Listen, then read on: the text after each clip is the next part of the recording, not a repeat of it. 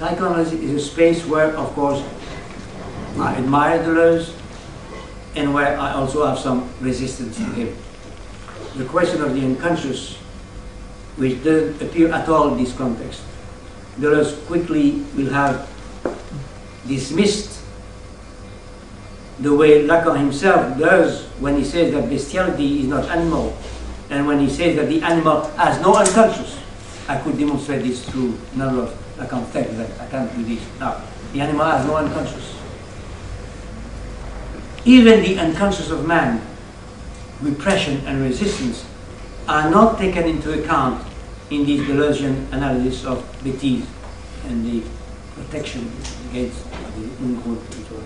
It is at this point, however, funny and necessary sometimes, that Deleuze's ironical vigilance is sarcasm as to psychologists. At this point, it's difficult for me to laugh with him for too long. Why should we not recognize?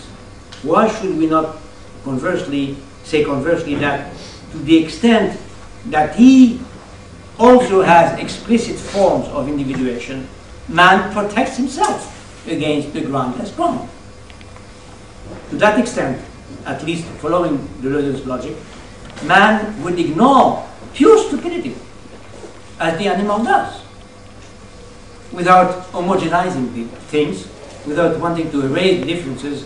I believe that the conceptuality just analyzed here does not provide any assured criterion to propose in such a decisive way that la bêtise n'est pas l'animalité, and that only man is exposed to stupidity.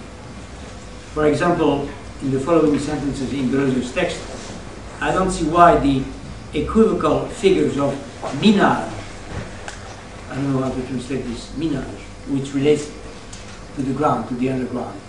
Miner in French means the mine, go to dig, to burrow, to dig in the underground. And the work of minage and of travail are being worked by, or travaillé par, couldn't apply to animals, unless one supposes with Descartes and Kant that the animal cannot constitute itself as an I. That's a constant prevailing belief with philosophers, that the difference between animal and man, between animality and humanity, is that the animal cannot say I. But also with anthropology, that the essence of what is proper to man is circumscribed by the possibility of saying I, even the ability, the power to say me, I. And this is a question I would have liked to develop, but we have to leave aside for now and make do with a sketch of how I would approach it. I quote again, same passage by Deleuze. Animals are in a sense forewarned against the ground, protected by their explicit forms, not so for the I and the self, undermined by the fields of individuation which work beneath them, defenseless against the rising of the ground which holds up to them a distorted or distorting mirror in which all presently thought forms dissolve. Stupidity is neither the ground nor the individual, but rather this relation in which individuation brings the ground to the surface without being able to give it form. Parenthesis, this ground rises by means of the I, penetrating deeply into the possibility of thought and constituting the unrecognized in every recognition. And that's exactly the Kantian and even the Cartesian language. These amount to saying that stupidity is the I. The ego is the thing of the I, or the ego.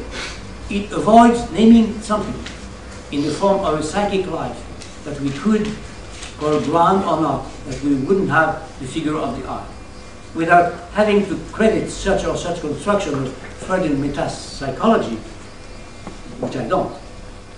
One cannot reduce the whole psychological or metapsychological experience to its egological form, and one cannot reduce all life to the ego, nor every ecological structure to the conscious I, in the psychological or phenomenological experience, in the self-relation of the living being, the relation of the living being to itself,